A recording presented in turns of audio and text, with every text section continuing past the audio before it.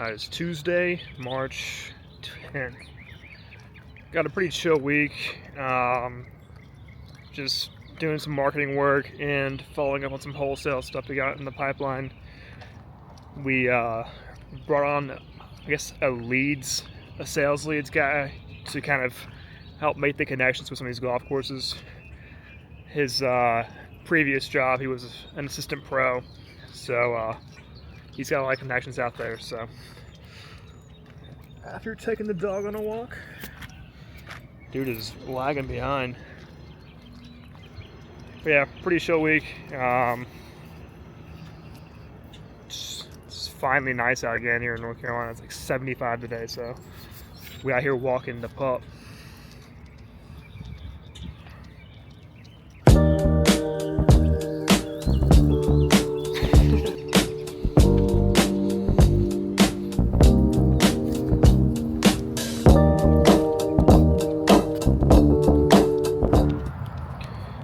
Also been working on getting some more outerwear designs put in.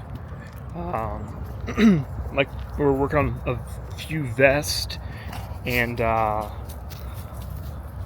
another little cool jacket as well. It's like not like a basic quarter zip, but a more of a I don't know, more of a rain kind of tech wear. So working on getting some samples made for that, and more just staying ahead of things and not getting behind on stripe designs and future polo patterns. So it does take about 4 months for the whole development process, but once you get it, everything sent off and approved, the goal is to be, I don't know, have like 3 or 4 drops a year and then restocks in between. So just trying to stay ahead of things.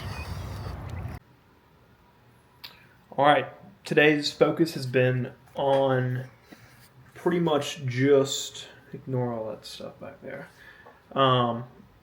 getting new polo designs kind of finalized for the summertime. So we have our spring stuff coming out late April, early May, fingers crossed, and then we need something to launch in the summer. So like June, July, hopefully. And then in the fall time, we'll have another drop as well. And then winter. But we need more options. We're going to reorder our best sellers from this drop, but we're not sure what the best sellers will be. So let me walk you through this. So basically, it's just a big ass PDF file with different stuff on here. So there's 1, 2, 3, 4, 5, 6, 7, 8, 9, 10, 11, 12 or 13 designs. I might have miscounted one. But like for example, this will be one that we probably make. I don't know why it looks jacked up.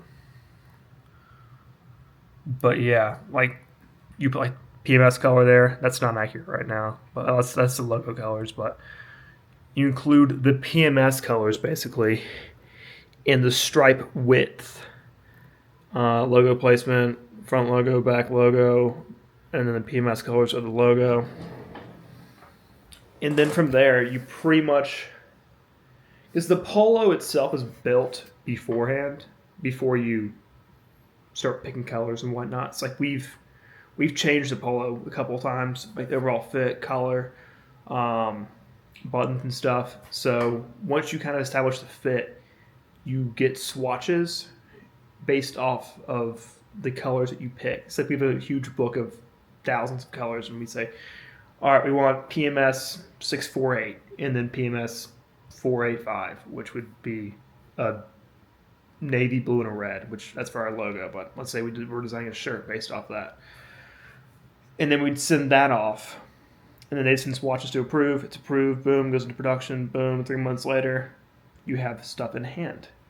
But before that, like to build the physical shirt out, it takes anywhere from 5 to 7, 8, 9 months, depending on how technical you want to get and how many changes you want to get. But luckily, we've changed it a few times since the original. But it's a forever changing process because I'm always looking to add any small detail we can add to make things that much better. And then like you learn from like, all right, this polo I didn't like, but then this one we changed this. This is way better now. Good feedback.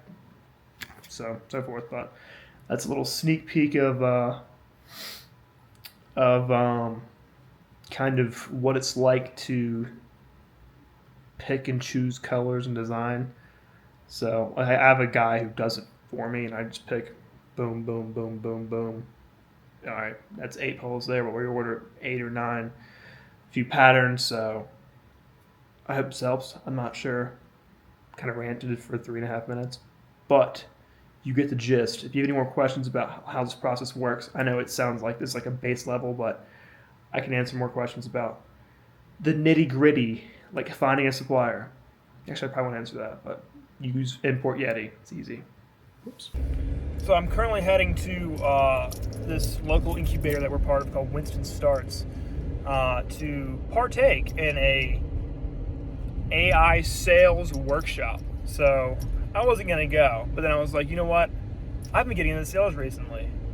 How can I use AI to maximize my sales efforts, whether it's following up with leads, putting people into a flow where it's, if they bought from us before, just to kind of remind them, hey, we're still here, blah, blah, blah. Just utilizing it in different ways to where you can maximize your sales volume with a little amount of work. Because I'm all about making things the most efficient without doing tons of work.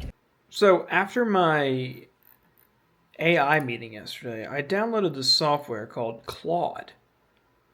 And I was like, hey, give me some ideas for some colors I could use for polos and whatnot.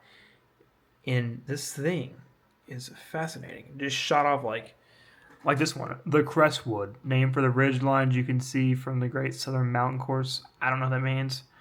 It sounds fancy though. Like this color is just a very cool kind of Augusta staple. And yeah, I mean, fun fact actually, a little bit of a story time. We got sued by Augusta National our first year. They sent us like a cease and desist letter for this polo we had that had it was that color stripe with like a yellow stripe in it as well. And it's called the Magnolia, which apparently Augusta National owns the trademark Magnolia, which I don't know. I think if we would have fought, we could have won it. But I mean, when Augusta National comes knocking at your door, you bow the hell over because they have more money than God. And also, I have massive respect for Augusta National. I want to go there, so I'm not going to get myself in trouble by talking about this, hopefully. But yeah, I mean, it was weird. It was actually kind of cool, but at the same time, we were like, oh shit. Augusta National knows who we are. But they also sent letters to like 200 people, so I mean, it wasn't a big deal, but it was cool.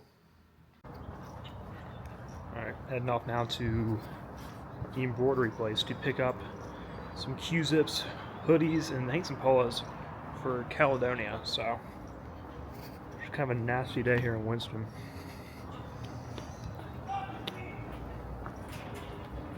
There's also a homeless guy yelling in the background.